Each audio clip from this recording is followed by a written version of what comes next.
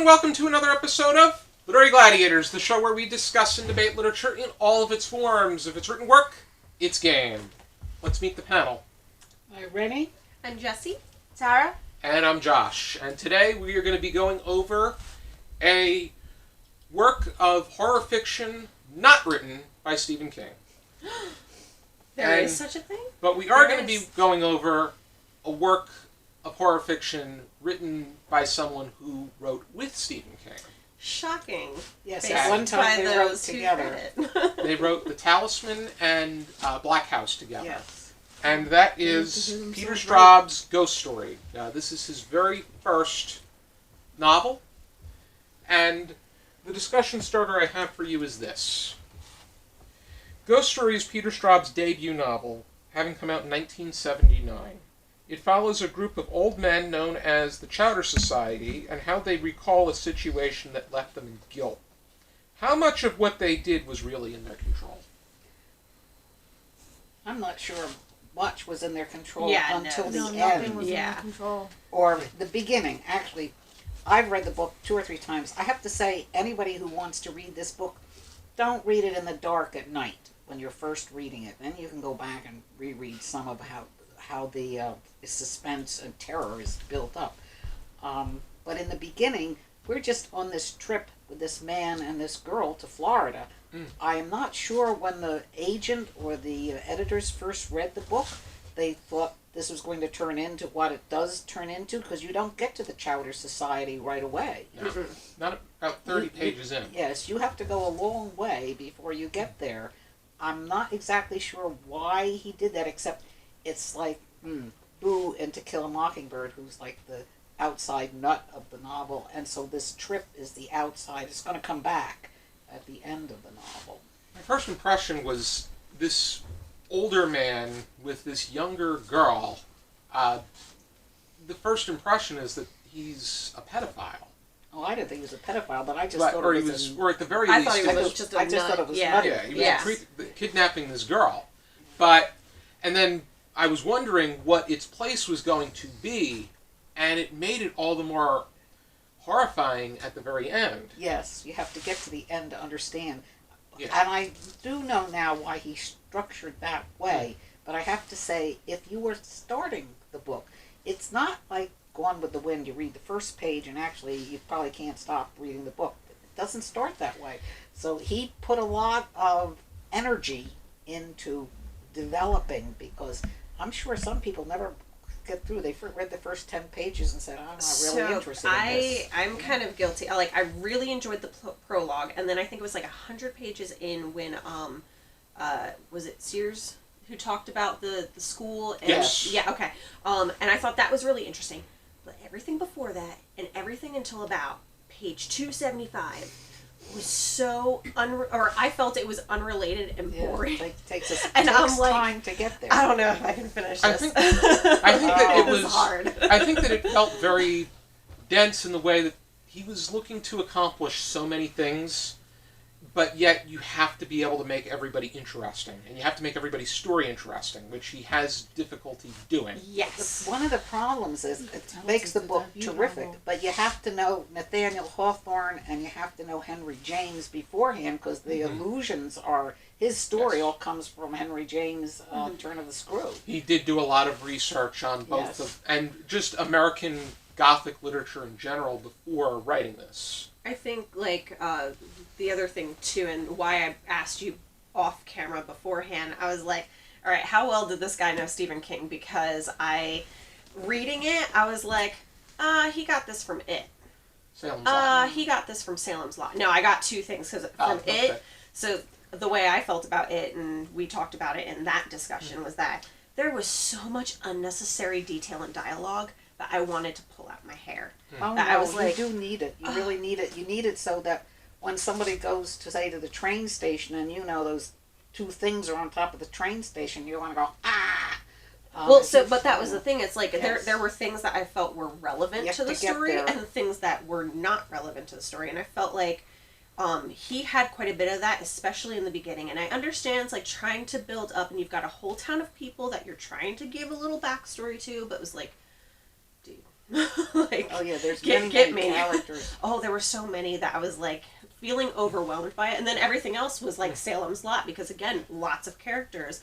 It's going after everybody, and I was like, okay, Salem's Lot. I'm like, this guy he copied Stephen King, or he knows him and talked to him, like something with Stephen King. It seems like the characters, though, were much better fleshed out in Salem's Lot. Yeah. And I felt a great sense of an understanding of each of the characters. Even I liked Salem's Lot very much. That was not supposed to be a dig on Salem's Lot. We read that together. Yeah, I very much enjoyed Salem's Lot. Well, that is one of Stephen King's best. It is, and I also didn't feel like it was like it where, you know, there was unnecessary detail. I felt like everything that he added was necessary to the story when it came to Salem's Lot. Whereas, like, I felt like I wanted to kind of skip things, but then I was like, no, is he hiding details in it? And then thinking back, I'm like, there's no details from that one chapter that I could have, like, just kind of got past. Yeah. And I don't know, I felt like the second half of the book I felt was awesome. I loved it. It kept going. There was a lot of suspense and thriller, but it was like that first half I was like, all right, I'm not getting it. Like, I almost gave up on it. The second part of it, I think that the elements of horror, him incorporating horror, was brilliant. Yes. I love the way that he made the detail was horrifying and terrifying, and he did include graphic imagery. There was that one, the way that he, like the one in, was it the warehouse or the school? Like that building where they, like the one guy was like, and there's people in there. There's light coming from the building. I think I'm trying to think. Yeah, I think I have an idea as to what that's what's stuck in my brain. I mean, it's a bit vague sometimes, the way that they describe things. Like, on one moment they said that Ricky Hawthorne died, but the next he isn't. And then you also get the point of view of the bad people, and then it comes into like that, a building. I'm not sure if it's a factory or school or movie theater, something. I know a lot happens. It was like, in there. Yeah, and there's like the place light where coming. dreams are made of. Yeah. Mm-hmm. Yeah, I didn't remember the building because it's been a bit, and I have it in my notes somewhere, but... Well, yeah, that's very much at the end, and they really get rid of one of them. That's where, that's where they killed... Fenny. That's who it was. Or wait, was Fenny and Gregory. I was going to say Gregory too, right? That's where both of them are off. The only one that, DePeaser is the only one that is left and that's where Don's looking to get to her because they feel that she's the one that, or he finds out she's the one that influenced Eva Galley. Because Eva Galley takes on so many different forms. They're all different forms, yes. Yeah. Anna Moston, I should know the...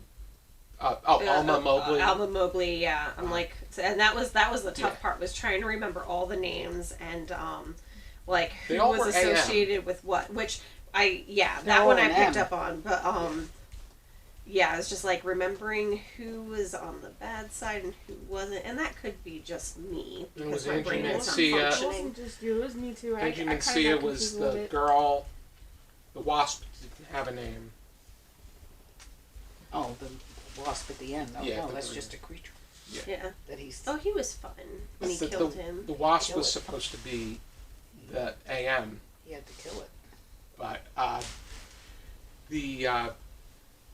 but yeah, I think that the sense of direction it sometimes became challenging to follow because of how dense and sloggy it was. I have to say, though, when it came out in 79, it was a big, big bestseller. Then became a movie in 81. The movie, however, is terrible. I was going to say, I've heard mixed reviews on the movie, but I've also... The only thing that's interesting is that Fred Astaire gets to play Ricky Hoffman, who he describes everybody as a character. Sears' houseman. Fred Astaire's Fred Astaire, yeah, it was his last film. Him, okay. Douglas Fairbanks, Fred Astaire was Douglas. By that point, gotcha. Yeah. Okay. Gary Grant's in it too? No. Okay, I got excited. I was like, I love Louis Gary Grant. Benedict was actually not in the film. Yeah. Oh, okay. But that's what he's describing. I actually thought, Yeah. I thought of the Golden Girls when I thought of the four old men that were alive at the when they introduced the Chowder Society, because Edward Wanderley had died prior. I think of Dr. Jaffrey as Estelle Getty's character, because Estelle Getty was... Well, he dies in the beginning, in the early part, too, Jeffrey. Estelle Getty she died first out of the four of them. She was supposed to be the oldest Golden Girl, but yet she was not the oldest in real life. Yeah. She wasn't an old woman, really. No. She just acted as one. Right. Yeah, Rue McClellan, Rue McClanahan was, I thought of her as Louis Benedict. I thought of Ricky Hawthorne as Betty White, and Sears James as That's B. such Arthur. an appropriate comparison, Ricky Hawthorne as Betty White. I don't see that at all. I thought it. Maybe that I was looking at it more in the just their age structure. Oh, that's but like, to some, I found Ricky Hawthorne's character to be just very like, and I know I'm using the wrong word for this. I just can't think of any other one. But like innocent. To me, he came across as like the least problematic character of the whole Chowder Society, and that's why I'm like, oh yeah, I can see him as like Betty White's character. I saw the characters in general as being a bit one-dimensional, to be honest. Oh yeah, They were very long. The one that I felt I think the they're most very strong characters. That's what carries the book. I And very fearless characters. After all, they're fighting something they can't even see through the whole thing. maybe I mean, in many horror movies, you see a lot of character. They're one-dimensional, but it's them. I mean, they get their strength from fighting other.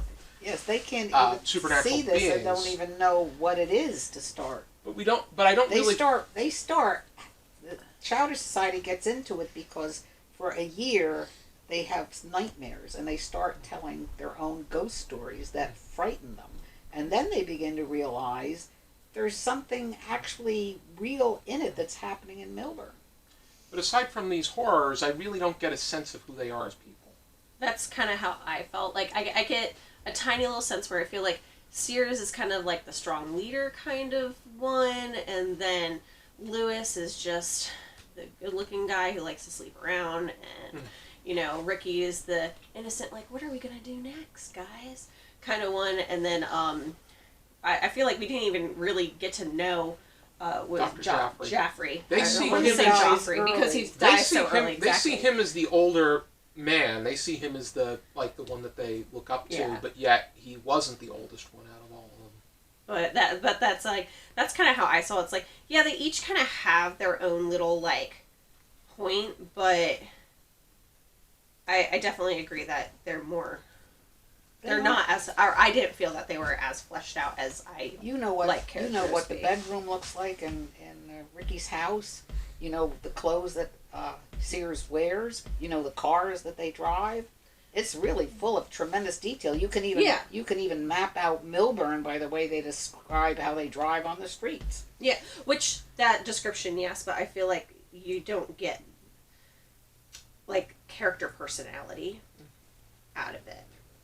Yes, Ricky and Sears have worked together forever, and they're getting to retiring, and then they hire this woman that is the bad woman.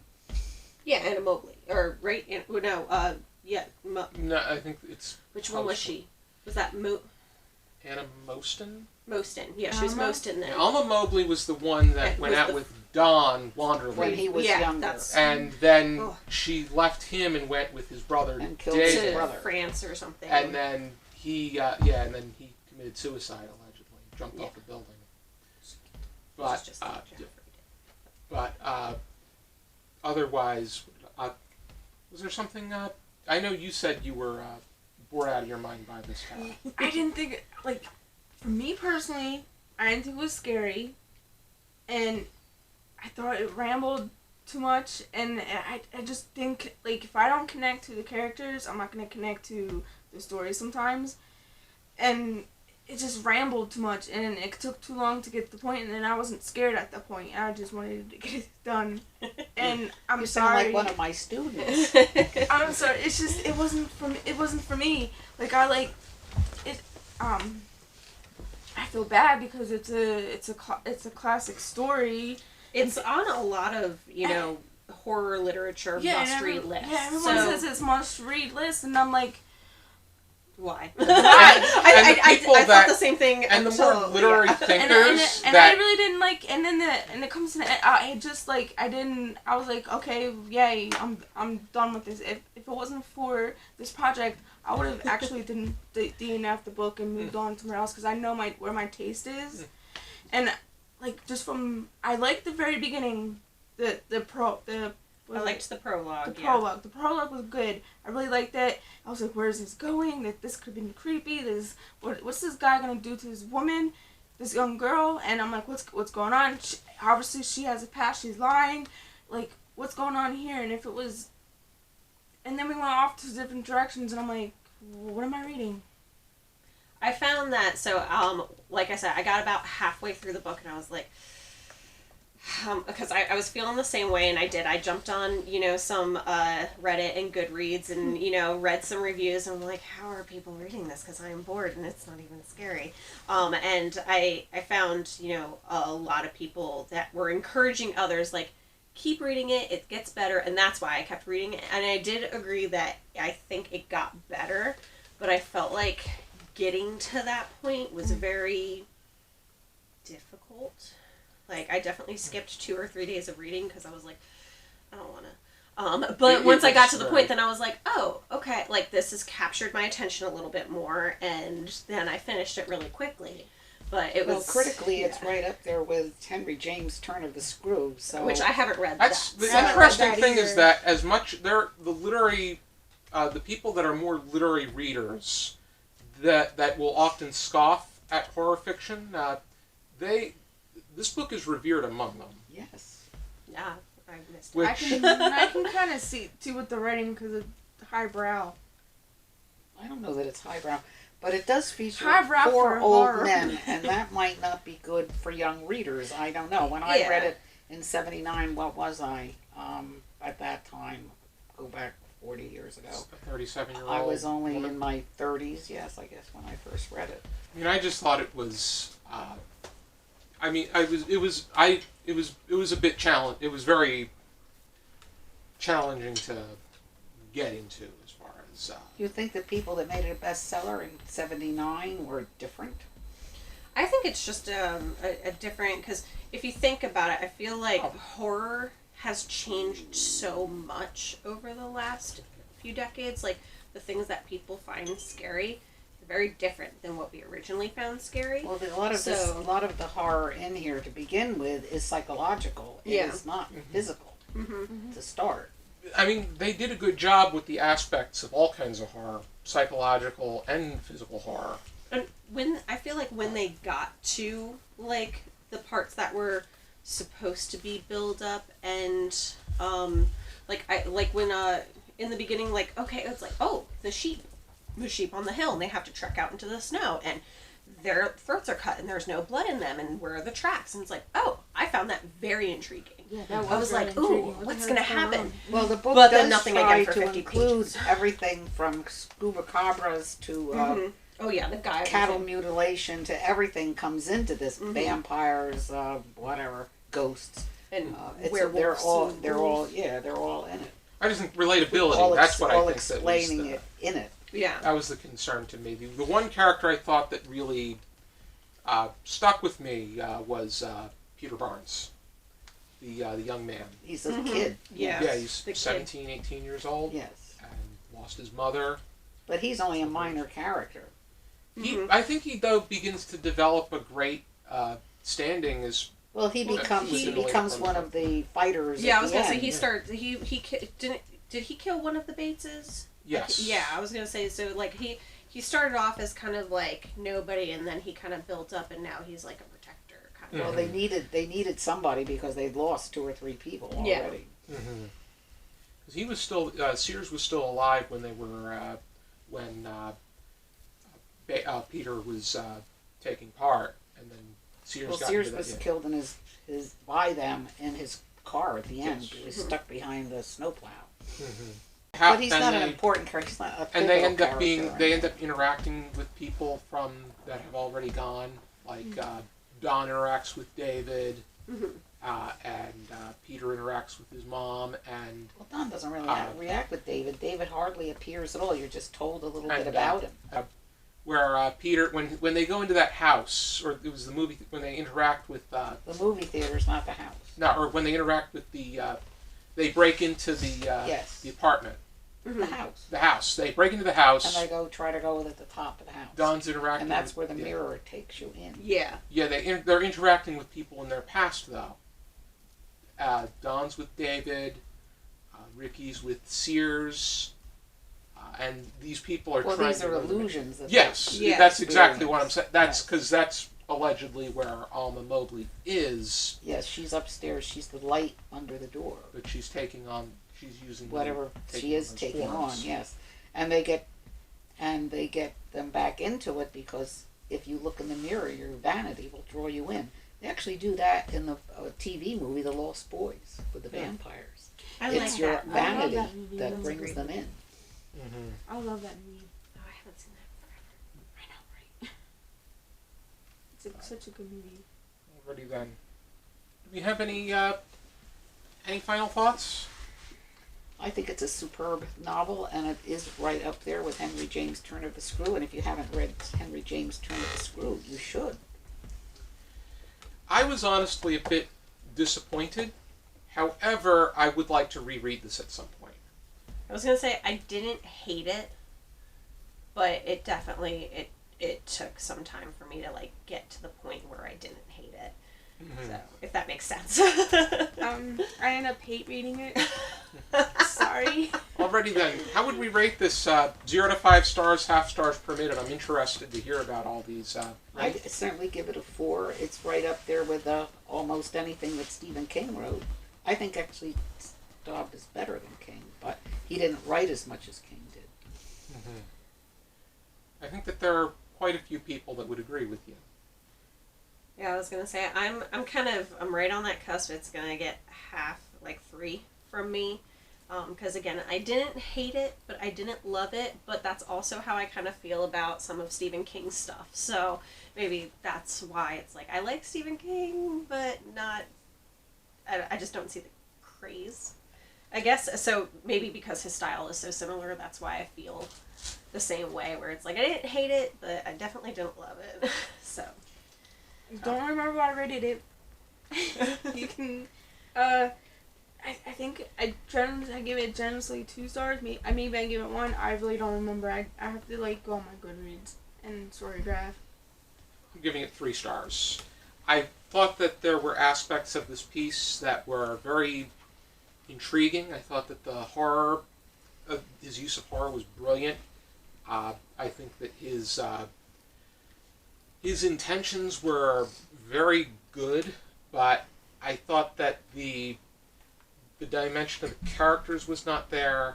I think that it was very hard to really get into and immerse myself in,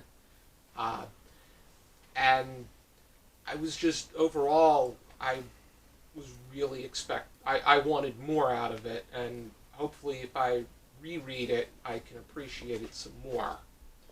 Because, I mean, Salem's Lot, it took me, on my second attempt, I started to enjoy it more than my first. But then again, I was an 8th grader when I read it for the first time. So. Now, I did hear that he's got another book that begins with a K, and I can't remember. Coco? I think it was Coco. But that one's very highly rated as one of his best works. I'm pretty sure it's that one. I have to double check.